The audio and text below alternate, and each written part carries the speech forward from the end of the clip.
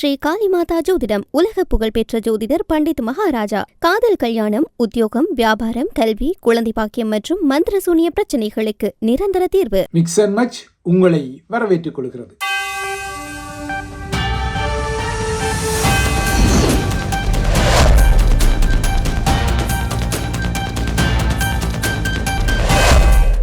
மத்திய கிழக்கு நிலவரங்களில் உண்மையில் சமாதானத்துக்காக இயங்குவது அமெரிக்காவா அல்லது ஈரானா என்ற ஒரு குழப்பமான வினா எதிரொலிக்கும் வகையில் ட்ரம்பின் அண்மைய நகர்வுகள் இருக்கின்றன.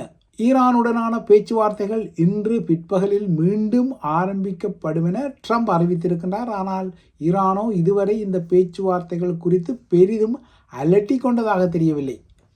இதற்கிடையே ட்ரம்பின் புதிய குண்டுவீச்சு அச்சுறுத்தல்கள் அவை இப்போது மீளெடுக்கப்பட்டாலும் இவ்வாறான அச்சுறுத்தல்கள் இனிமேலும் விடுக்கப்பட்டால் கூட அவை ஈரானின் நிலைப்பாட்டை மாற்றுவதற்கு வாய்ப்பில்லை என அமெரிக்காவின் மத்திய புலனாய்வு முகமையான CIA குறிப்பிட்டு விட்டதால் இப்போது ஈரான் மீது ஒரு மரபு வழி படைய நடவடிக்கை சாராத சில வியூகங்களை CIA தேடுவதாக தெரிகின்றது. அதாவது சதித்திட்டங்கள் உட்பட்ட மாற்று வழிகளை இப்போது CIA தேடி வருவதை அதன் அண்மைக்கால நகர்வுகள் ஆதாரப்படுத்துகின்றன. ஈரான் மீதான தாக்குதல்களை மீளெடுப்பதாக கடந்த சனியன்று குறிப்பிட்ட ட்ரம்ப் ஈரானுடனான பேச்சுவார்த்தைகள் இன்று பிற்பகலில் மீண்டும் தொடங்கும் என அறிவித்திருக்கின்றார். ஆனால் ட்ரம்பின் இந்த அறிவிப்புகளை ஒன்றும் பெரிதாக பாராட்டி கொள்ளாத தெஹ்ரான் மாறாக முட்டாள் ட்ரம்புக்கு அவரது சக்தி முடிந்து விட்டதால் இவ்வாறு அடிக்கடி உளறுகிறார், அடிக்கடி ஏதாவது சொல்லிக்கொள்கிறார், எச்சரிக்கின்றார், பின்னர் பம்மிக்கொள்கின்றார் என தினாவட்டாக எள்ளல் செய்திருக்கின்றது. ஈரானிய விடயங்களை அறிவது அமெரிக்காவிற்கு கடினமாக இருக்கின்றது. ஆனால் ஈரானோ அமெரிக்காவின் அண்மைய நகர்வுகளை அமெரிக்க ஊடகங்களிடமிருந்தே பெற்றுக்கொள்கின்றது. ட்ரம்பின் மூத்த இராணுவ ஆலோசகரும் அமெரிக்க கூட்டுப்படை தளபதியுமான ஜெனரல் டான் கெய்ன் அண்மையில் ட்ரம்பின் நோக்கங்களை குண்டுவீச்சுக்கள் மட்டும் நிறைவேற்றிக் கொள்வதற்கு வாய்ப்பில்லை என்பதை உதடு பிதுக்கி பகிரங்கமாகவே ஒப்புக்கொண்டார். அதுவும் உயர்மட்ட கூட்டத்தில் ஒப்புக்கொண்டார். ட்ரம்ப் இருக்கும்போதே அவர் இதனை கூறிக்கொண்டார். இது ஈரானுக்கு ஒரு முக்கியமான சாதக செய்தி. ஈரான் மீதான குண்டுகளை அமெரிக்கா எவ்வளவுதான் கொட்டினாலும் அமெரிக்க வான்படையின் ஏர் பவருக்கு என ஒரு லிமிட்டடான வரம்புகள் உண்டு என கெய்ன் குறிப்பிட்ட இந்த விடயம் ஈரானுக்கு கொஞ்சம் ஆசுவாசத்தை வழங்கக்கூடியது. அதாவது ட்ரம்ப் மீண்டும் பிகாக்ஸ் மலை உட்பட்ட ஈரானிய தளங்கள் மீது தாக்குதல்களை தொடங்க திட்டமிடுவதாக செய்திகள் எல்லாம் வந்தாலும் இந்த நகர்வுகளுக்கு அவரது உள்வலையமைப்பிலேயே பெரிதும் ஆதரவு இருப்பதாக தெரியவில்லை. குறிப்பாக உப அரசு தலைவர் JD வான்ஸ் மற்றும் உயர் படை அதிகாரிகள் எல்லாம் ட்ரம்பின் இந்த புதிய தாக்குதல் திட்டங்கள் முறையான விளைவுகளை ஏற்படுத்தி கொள்ளுமா என்பதில் ஐயங்களை கொண்டிருக்கத்தான் செய்கின்றார்கள். அமெரிக்கா மிகவும் சக்தி வாய்ந்த தனது பங்கபஸ்டர் குண்டுகள் இல்லைனால் தொமஹாக் ஏவுகணைகள் உட்பட்ட பல நாசகார ஆயுதங்களை ஈரான் மீது ஏவிக்கொண்டாலும் ஈரானிய மலைகளுக்கு கீழ் ஆழமாக இருக்கக்கூடிய அதன் அணுநிலைகளை இவ்வாறான பங்கபேஸ்டர்கள் இல்லைனால் தொமஹாக் ஏவுகணைகளால் கூட அழிக்க முடியாது என்ற விடயம் இப்போது CIAக்கும் உரைத்துவிட்டது.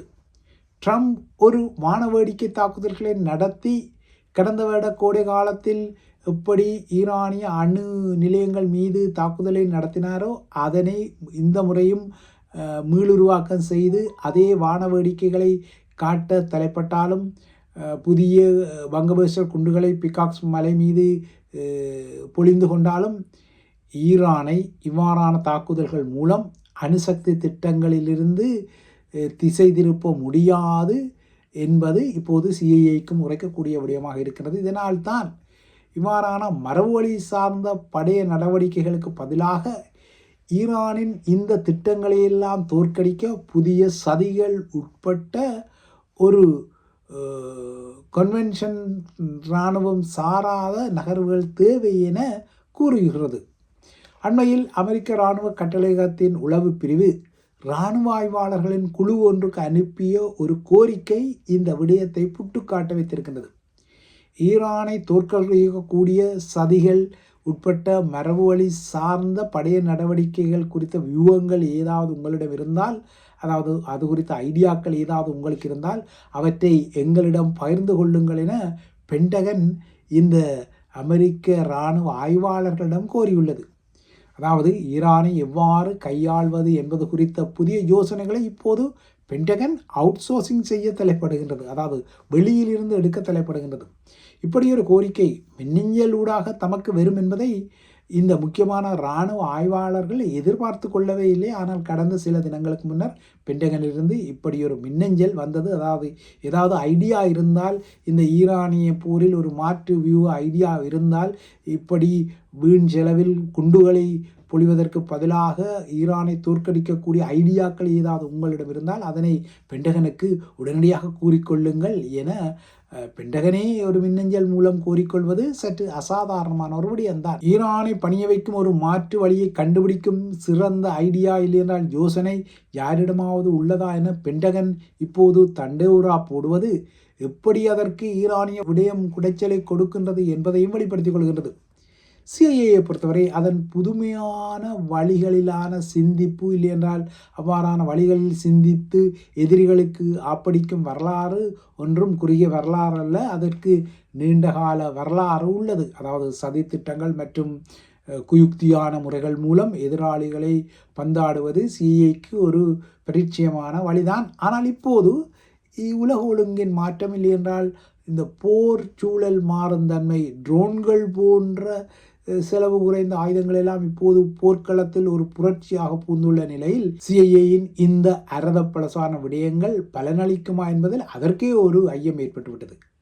சிஐஏயை பொறுத்தவரை அதன் சதித்திட்டங்கள் பல வெற்றியடைந்திருக்கின்றன, பல தோல்வி அடைந்திருக்கின்றன, சொதப்பல்களை செய்திருக்கின்றன, பெரும் அவமானகரமான முடிவுகளை அதற்கு வழங்கியிருக்கின்றன. இதற்கு நீண்டகால வரலாறு சாட்சியாக உள்ளது. குறிப்பாக பனிப்போர் காலத்தில் இது மிகவும் தீவிரமான ஒரு விடயமாக இருந்தது. 1960 மற்றும் 65 இடையில் கியூபா தலைவர் பிடல் காஸ்ட்ரோவுக்கு எதிராக சிஐஏ மேற்கொண்ட படுகொலை சதித்திட்டங்களின் குறிப்புகள் பிரபலமானவை. சிஐஏ ஆவணங்களில் இவை 8 சதித்திட்டங்களாக அதிகாரபூர்வமாக குறிப்பிடப்பட்டாலும் கியூபாவின் உளவுத்துறை ஆவணங்களோ இவற்றை 638 சதித்திட்டங்களாக குறிப்பிடுகின்றது.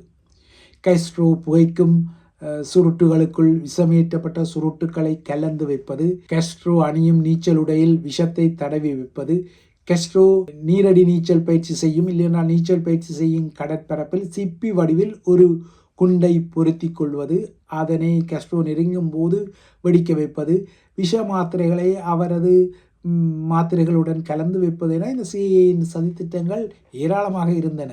இதேபோல கொங்கோவில் பேட்ரிஸ் லுபும்பாவை படுகொலை செய்த சதியிலும் சிஐஏக்கு பங்கிருந்தது. இதேபோல் டொமினிக்கன் சதிகாரர்களுக்கு ஆதரவும் ஆயுத உதவியும் அளித்து ரஃபேல் ட்ரெச்சுலாவை 1961 சிஐஏ படுகொலையும் செய்திருந்தது. நேரடியாக இல்லாமலும் உள்ளூர் ஆக்களை வைத்து இதனை செய்திருந்தது. வியட்நாமில் 1963 இங்கோடிண்டியத்தின் படுகொலையில் தென் வியட்நாமிய அதிகாரிகளுடன் சிஐஏக்கு தொடர்பு இருந்த வரலாறு எல்லாம் பகிரங்கமான வரலாறு. பனிப்போர் காலத்தில் வடகொரியாவின் தலைவர் கிம் இல் சுங்கை படுகொலை செய்ய சிஐஏ பல முயற்சிகளை எடுத்தது. ஆனால் அந்த முயற்சிகள் படுதோல்வி அடைந்தன. அதேபோல 2011 ஆண்டில் பாகிஸ்தானின் அபோட்டாவில் நடத்திய தாக்குதலில் ஒசாமா பின்லாடன் அதாவது அல்கைடாவின் தலைவர் கொல்லப்பட்டதிலும் சிஐஏக்கு முக்கியமான பங்கிருந்தது. இதேபோல பனிப்போர் காலத்தில் ஆபரேஷன் கோல்ட் என்ற குறியீட்டு பேரில் ஜெர்மன் தலைநகர் பெர்லினில், அப்போது அது கிழக்கு ஜெர்மனியின் தலைநகராகவும் இருந்தது, அங்கு ஒரு சுரங்கத்தை தோண்டி கிழக்கு ஜெர்மனி அப்போது கம்யூனிஸ்ட் ஆட்சியில் இருந்ததால் கிழக்கு ஜெர்மனிக்கும் ரஷ்யாவுக்கும் இடையிலான தொடர்பாடல்களை ஒட்டு கேட்க இந்த சுரங்கத்தை சிஐஏ எல்லாம் தோண்டிய விடயங்கள் எல்லாம் நீங்கள் அறிந்திருக்கக்கூடிய விடயங்கள். இதே போல 1961 கியூபாவில் பெரும் தோல்வியடைந்த பன்றிக்குடா தரையிறக்கத்தையும் சிஐஏ தான் வடிவமைப்பது, அதில் கடுமையாக சொதப்பி இருந்தது. காஸ்ட்ரோவை பதவியிலிருந்து அகற்றுவதில் சிஐஏ மேற்கொண்ட முயற்சிகள் எல்லாம் தோல்வி கண்ட வரலாறுலாம் நீங்கள் அறிந்தது. அதன் ஆபரேஷன் மங்கூஸ் கியூபாவில் சொதப்பி இருந்தது.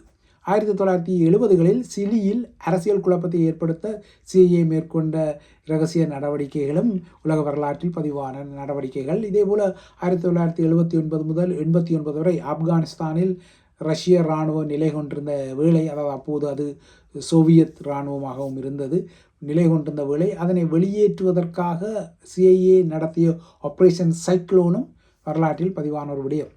1980களில் நிக்காராகுவாவில் CIA செய்த நடவடிக்கை என CIAயின் இந்த ஆப்ரேஷன்களை சொல்லிக்கொண்டே போகலாம். அவ்வாறு சொல்லிக்கொண்டு போனால் மிக்ஸ் அண்ட் மேட்சுக்கு நேரமே போதாது. ஆகையால் இப்போது ஈரான் விடயத்திலும் இப்படி ஒரு ஆப்ரேஷனை செய்து ஈரானை மடக்கிக் கொள்வதற்குரிய ஐடியாக்களை CIA கூறுகின்றது. என்னால் ட்ரம்பின் இராணுவ தாக்குதலால் ஈரானில் முறையான வெற்றிகரமான விளைவுகள் வரமாட்டாது என்பதை CIAயும் உணர்ந்து கொள்வதாக தெரிகின்றது. அதுவும் பல வாரங்களாக இந்த ஹோர்மூஸை ஈரானிடமிருந்து விடுவிப்பதற்காக என பல தாக்குதல்களை நடத்தினாலும் இன்று வரை ஈரானிய துறைமுகங்கள் மீதான முற்றுகையை அமெரிக்கா நடத்தி கொண்டாலும் ஹோர்மூஸ் நீரிணையை அதனால் இன்று வரை விடுவிக்க முடியவில்லை. மாறாக ஹோர்மூஸ் நீரிணை மூடித்தான் கிடக்கின்றது. முன்னரை போல கப்பல்களும் அதால் பயணிப்பதில்லை. ஆகையால் ட்ரம்பை பொறுத்தவரை இப்போது ஈரான் என்பது ஏற்கனவே மிக்ஸ் அண்ட் மேட்ச் பதிவுகளில் குறிப்பிட்டது போல எப்படி இந்த நிலையிலிருந்து வெளியேறுவது என்பது ஒரு தலையீடியாக இருக்கிறது. இதனால்தான் அவர் இப்போது ஈரானை நிச்சயமாக கையாள்வதற்கு தாக்குதல்களை நிறுத்திவிட்டோம், டீல்களுக்கு வாருங்கள் வாருங்கள் என வருந்தி அழைக்கின்றார். ஆனால் ஈரானோ ட்ரம்பின் இந்த பலவீன நிலையை தெரிந்ததால் தானோ என்னவோ ட்ரம்பின் இந்த இழுப்புகளுக்கு அது இயன்றவரை பிடிகொடுக்காமல் நழுவி வருகின்றது.